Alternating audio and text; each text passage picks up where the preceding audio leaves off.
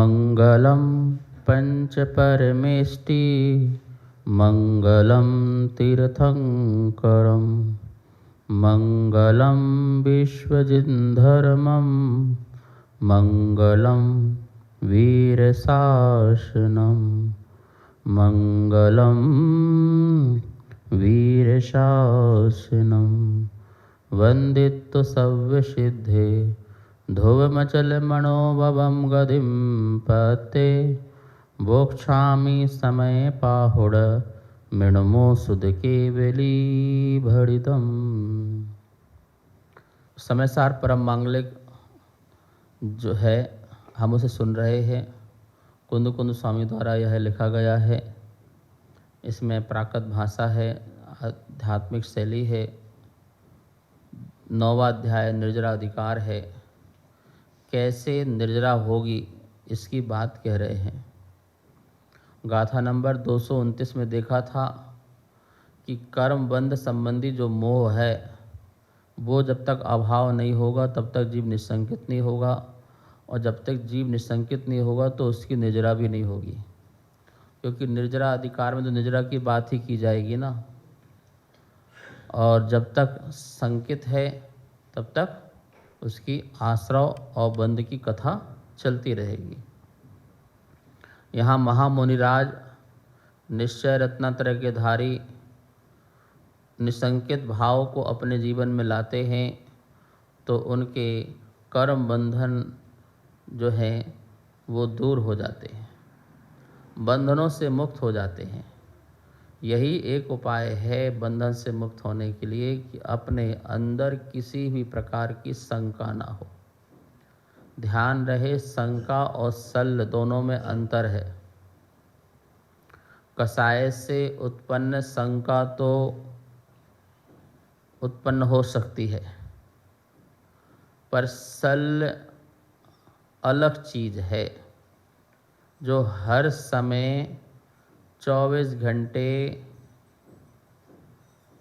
कांटे की तरह चुभती हो, वो सल होती है।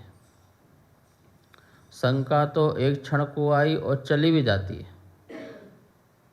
कोई चीज़ समझ में नहीं आ रहा है आपको, मान लो उदाहरण के लिए आया और अब चला गया, लेकिन किसी चीज़ को लेके सल बैठ जाए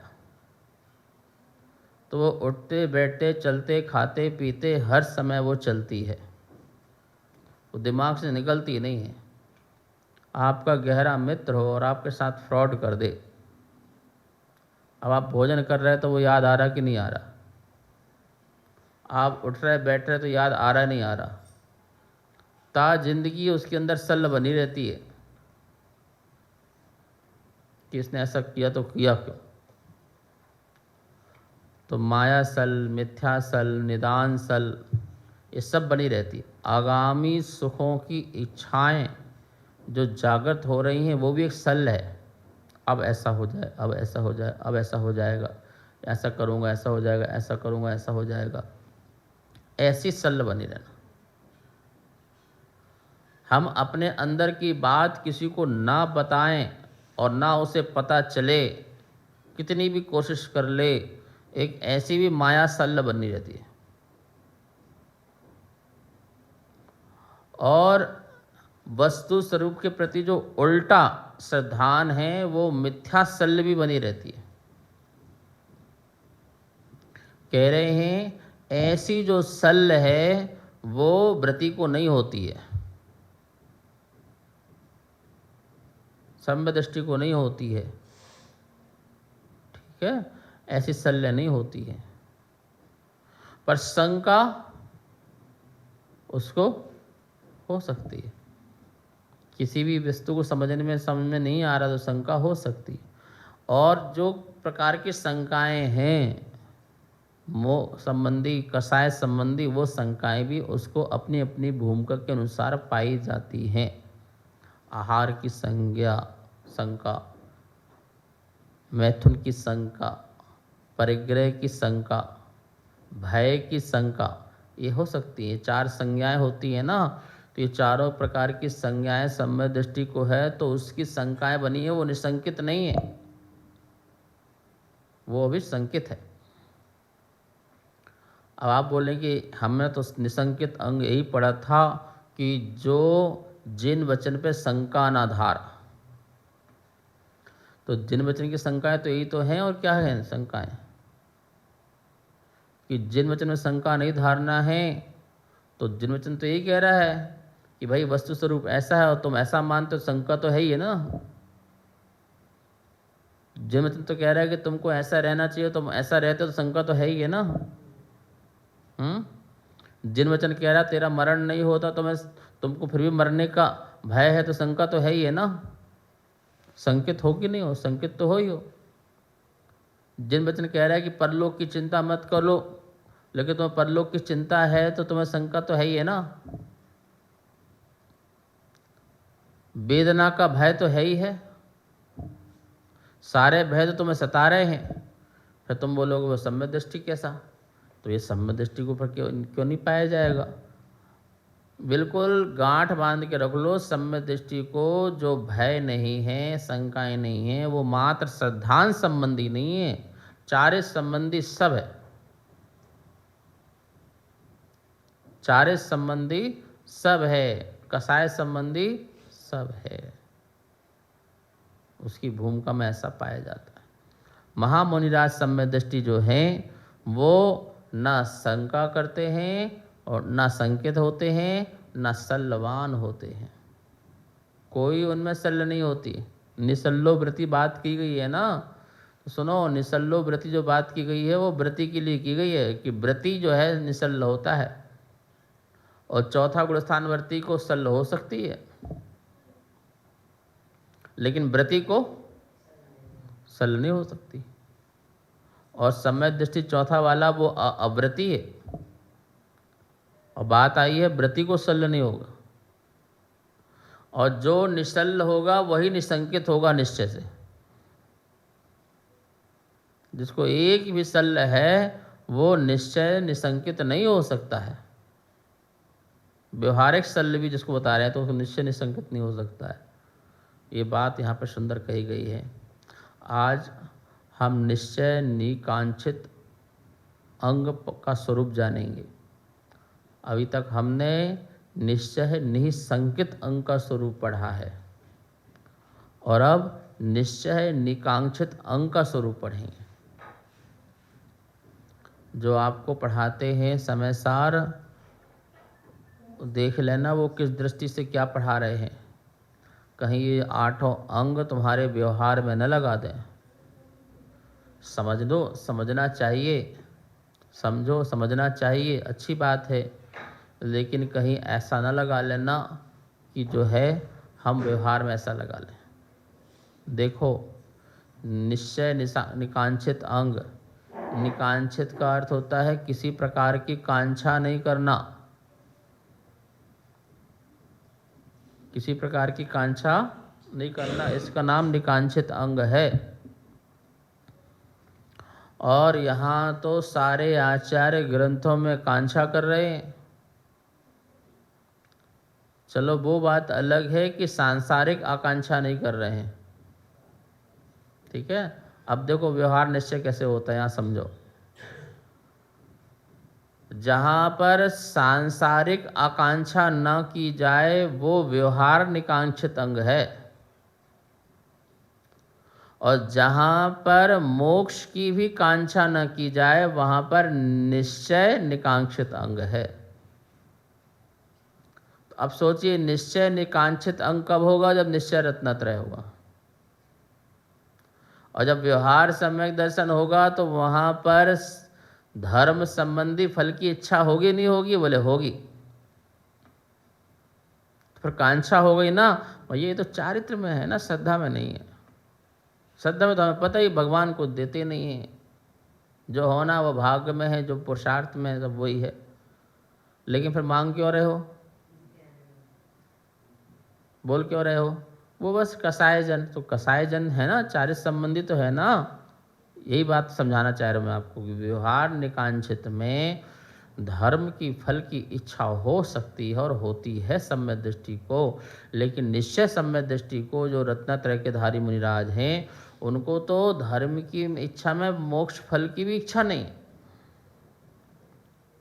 ठीक है, इसी बात को मैं पुष्ट नहीं कर रहा हूँ, आप इस गाथा में देखिए 230 नंबर की गाथा उच्चारण करते हैं। जो दुण करेदी, जो दू न करेदी, कंखम कम्म फलेषु तह सौवधम्मेषु सो निकंको चेदा सम्मादिट्ठी मुनेदव्वो। जो दुण न करेदी कंखम कम्म फलेषु तह सौवधम्मेषु सो निखंको चेदा सम्मादिट्ठी मुनेदव्वो।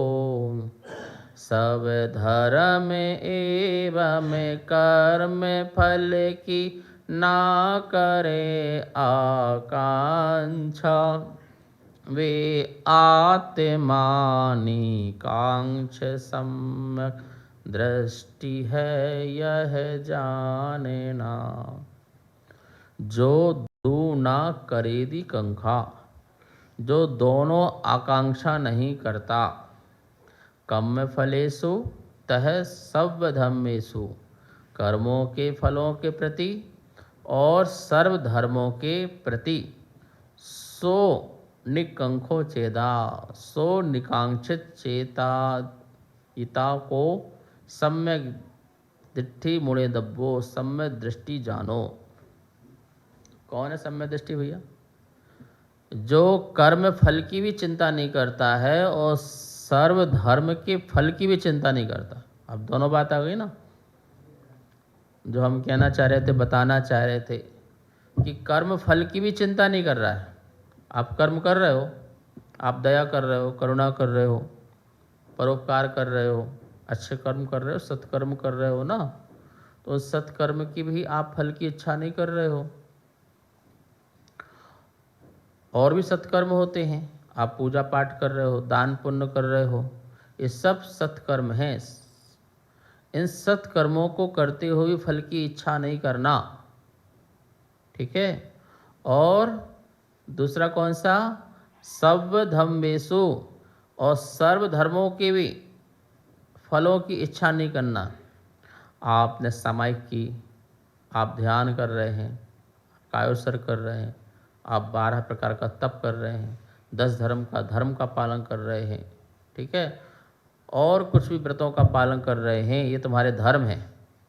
व्रत तुम्हारे धर्म में, ध्यान रखना, महाव्रत तुम्हारे क्या है? धर्म है, आत्मा के धर्म है, रत्नात्रय तुम्हारा धर्म है। बोले इन धर्मों का पालन करते हुए भी, इनको आत्मसात करते हुए भी फल की इच्छा नहीं करना, ये निकांक्षित अंग है। अब सोचिए ये किसको होगा? अब सोचिए किसको होगा? ये निकांक्षित अंग किसको होगा? निश्चय, ये निश्चय निकांक्षित अंग है, ये शुद्धोपयोगी महामुनिराज को होगा। धर्म फल में मोक्ष फल की तो इच्छा होनी चाहिए ना। मैं मुनि बनूं तो क्यों बने भैया, मैं मोक्ष चाहता हूँ, ऐसी इच्छा तो होगी ना। बोले ऐसी इच्छा जब आएगी तो उस समय आप व्यवहार रत्नात्रयधारी कहलाएंगे, व्यवहारी सम्यक दृष्टि रत्नात्रयधारी कहलाएंगे। 6वां गुण स्थान होगा और 7वां भी हो सकता है, पर 7वें के ऊपर जो शुद्धोपयोग जो चढ़ने में बनता है, वहाँ पर वो भी नहीं होगा, उस दशा में नहीं बनेगा। बाकी निचले दशा में बन रहा है, उन मुनिराज को बन रहा है। जो गृहस्थ घर में रह रहा है, वृत्ति नहीं है, सम्यक दृष्टि मात्र, उसको भी बन रहा है। और सारे भरे हैं शास्त्र सब इस चीज़ में, पुण्य की इच्छा करो, पुण्य बढ़ाओ, ठीक है ना। मोरी तो से बनी, तासो करूं पुकार, मो गरीब की बिनती, सुन लो जो भगवान, जय जय नाथ परम गुरु हो, ये सब चल रहा है ना। ये सब क्या चल रहा है? अज्जेमी पूज्येमी वंदामी नमस्सामी, दुख खो कम्मक हो, दुखों का क्षय हो, कर्मों का क्षय हो। किससे बोल रहे हो? अपनी आत्मा से बोल रहे हो, भगवान से बोल रहे हो? सुगई गमनम समाय मरणम जीवन संपत्ति हो मज्जम। मुझे प्राप्त हो भगवान, जिन्हें भगवान की गुणों की संपत्ति प्राप्त हो। आरोगणाम लाहम दिंतु समाह्यम च बोह्यम। हे प्रवान, हमें मुझे आरोग्यता की, सच्चे ज्ञान की, समाधि की, बोधि की प्राप्ति हो, ऐसा कुंद कुंद स्वामी भी कह रहे हैं। और ना जाने कितने आचार्य भगवान कह रहे हैं कि करो तो शांति भगवान जिनेन्द्र। हे जिनेन्द्र भगवान शांति करो। क्यों भैया, करता है क्या वो? कर्तावादी बना रहे कि भगवान को शांति करें? शांति कौन करेगा तुम्हारे आत्मा में? तुम ही करोगे, भगवान थोड़ी करेंगे। लेकिन फिर भी व्यवहार से सम्यक दृष्टि, बोलता है तो बोलता है, अपनी प्रार्थना रखता तो रखता है, पर उसके अंदर सम्यक दर्शन है कि ये श्रद्धान है, जानता है ये शांति स्वयं करना है, स्वयं आरोग्यता लाना है, स्वयं बोधि लाना है, स्वयं ज्ञान लाना है, स्वयं कर्मों को क्षय करना है, स्वयं कर्मों को, दुखों को दूर करना है। ये अपना स्वयं का पुरुषार्थ हमें स्वयं करना है। लेकिन फिर भी भक्ति बसात भगवान से ये सब कहता हुआ नजर आता है, बोलता हुआ नजर आता है। और फलों को ना बताएं आचार्य तो कोई धर्म में लगे भी ना। मंदिर बनाने का ये फल है, मंदिर मूर्ति का ये फल है, छत्र का ये फल है, चमर का ये फल है, मुनि बनने का ये फल है, दान पुण्य का ये फल है, परोपकार का ये फल है। कितने फल गिनाए? और ये करोगे तो मोक्ष फल है। एक फल चढ़ा दो तो मोक्ष फल प्राप्त है, फलम नृपामति, मोक्ष फल मिलेगा तुमको। गंध चढ़ाओ तो अष्टगंध चढ़ाते ही 8 कर्म तुम्हारे नष्ट हो जाएंगे। एक छुदा चढ़ाओ तो जन्मों जन्मों की भूख प्यास समाप्त हो जाएगी। ये फल बताए कि नहीं बताए आचार्यों ने? बता दिए ना। तो हम इन्हीं फलों को लेके चल रहे हैं ना, तो लेके चल रहे हैं। लेकिन हमारा उद्देश्य अच्छा है कि हमें ज्ञान मिले, हमारी बोधि हो, प्राप्ति हो, समाधि मिले, मोक्ष फल की प्राप्ति हो। ऐसी इच्छाओं को लेकर के बढ़ रहे हैं तो ये व्यवहारी निकांक्षित अंग वाला होगा। हाँ, मुझे घर मिले, मुझे परिवार मिले, मुझे सुख मिले, मुझे वैभव मिले, मैं इंद्र बनूं, ये तो मिथ्या दृष्टि की भावना है। पर व्यवहारी सम्यक दृष्टि जो निकांक्षित अंग का पालन कर रहा है, व्यवहार निकांक्षित अंग का पालन कर रहा है, उसके अंदर दुख को, कम्मक को ये भाव आएंगे। बोधि की प्राप्ति और समाधि की प्राप्ति ये भाव आएंगे। व्यवहार रत्न तधारी महामुनिराज हैं, उसके अंदर भी ये भाव आएंगे, उनके अंदर भी ये भाव आएंगे। कोई टाल नहीं सकता है, भूमिका में आएंगे। लेकिन निश्चय रत्नात्रधारी जो जीव होगा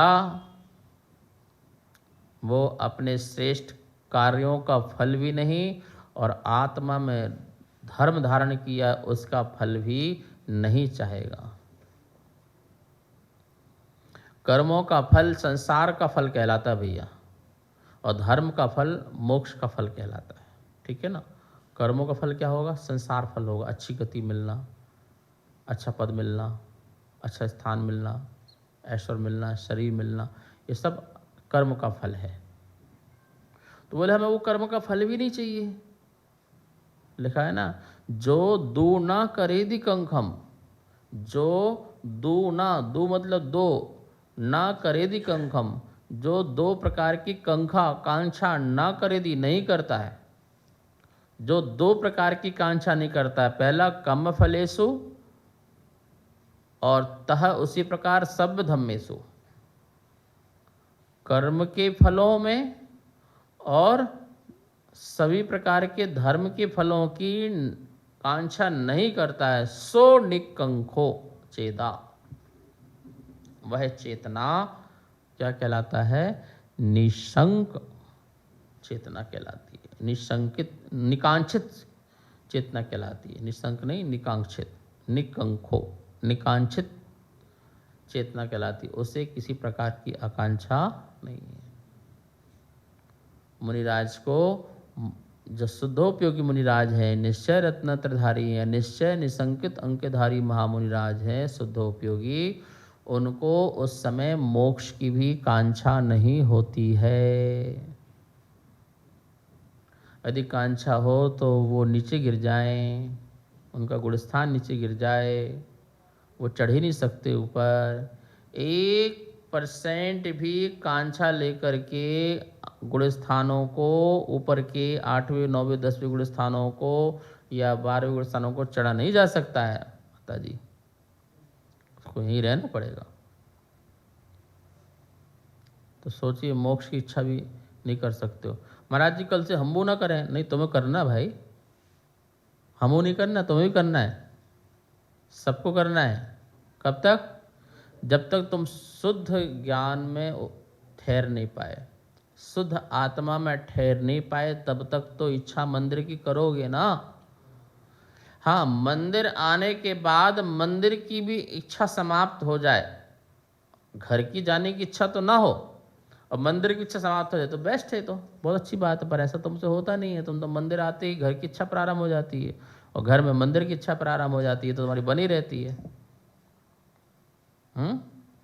अच्छे कर्म करने की इच्छा बनी रहती है और मोक्ष की इच्छा बनी रहती है, तो बनी रहती है और बनी रहेगी। व्यवहारिक सम्यक दृष्टि को बनी रहेगी, निश्चय सम्यक दृष्टि को नहीं बनेगी, क्योंकि निश्चय सम्यक दृष्टि शुद्ध उपयोगी बनेगा और तुरंत कर्मों को क्षय करके मोक्ष को प्राप्त होगा, तो उसको नहीं बनेगी।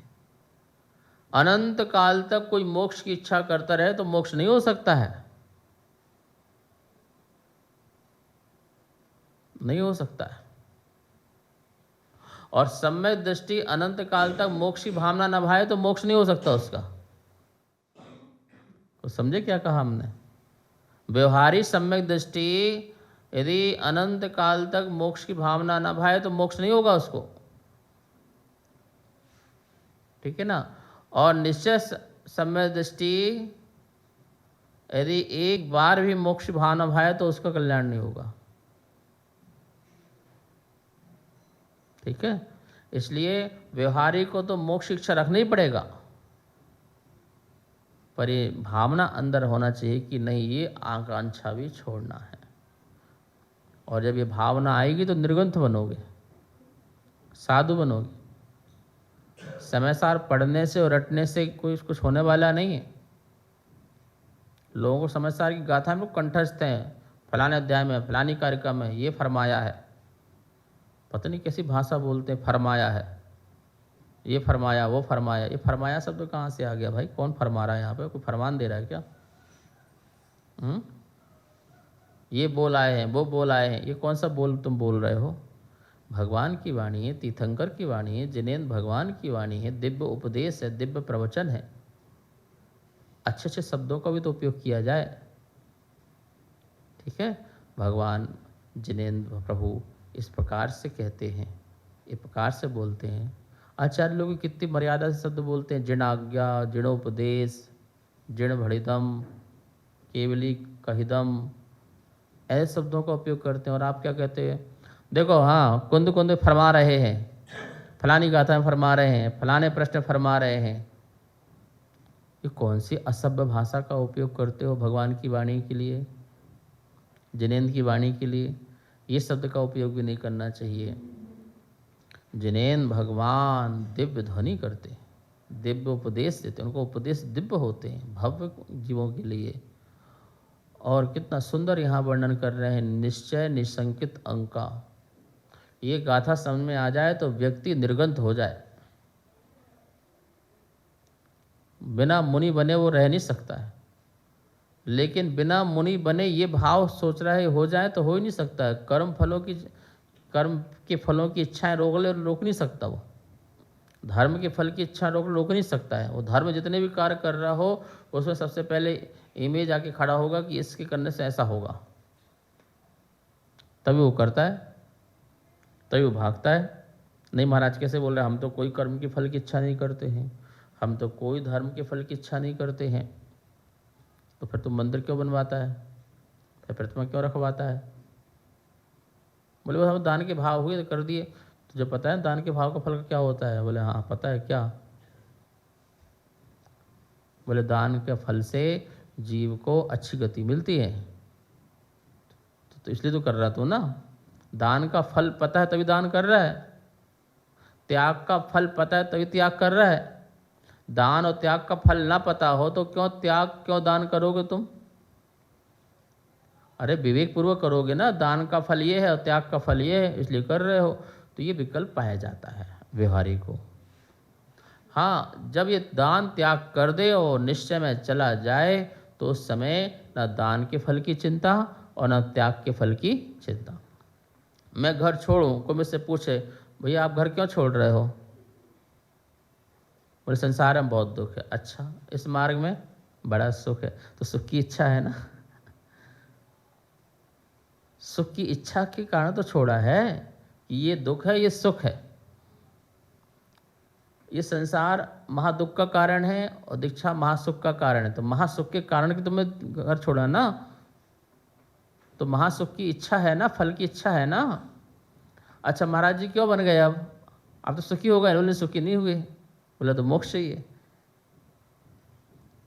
मोक्ष की भावना है, मोक्ष की इच्छा है, तो अब उस भावना से तुम आगे बढ़ रहे हो, धर्म ध्यान कर रहे हो, आत्म ध्यान कर रहे हो, तप कर रहे हो, तपस्या कर रहे हो, तो वो तुम्हारी वो वाली भावना चल रही, उसकी उसको लक्ष्य लेकर कर रहे हो।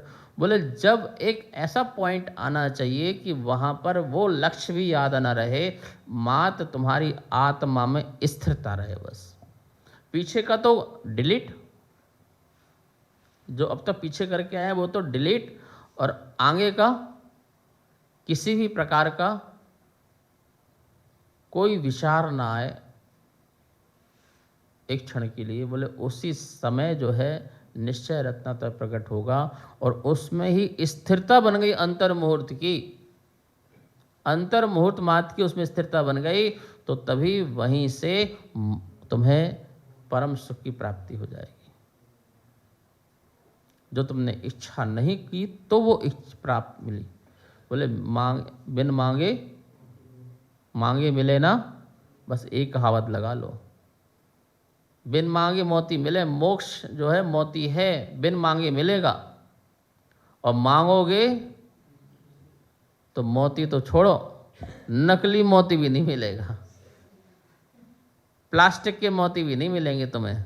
समझ में आया ना, तो इस बात का ध्यान रखना। यही बात यहाँ पे समझा रहे हैं शेष विषय कल। जावाणी के ज्ञान से सूझे लोकालो, शोवाणी मस्तक धरो सदा देत हो धो। हे जनवाणी भारती तो जपो दिन रेन, जो तेरी शरणा धरे सो पावे सुख।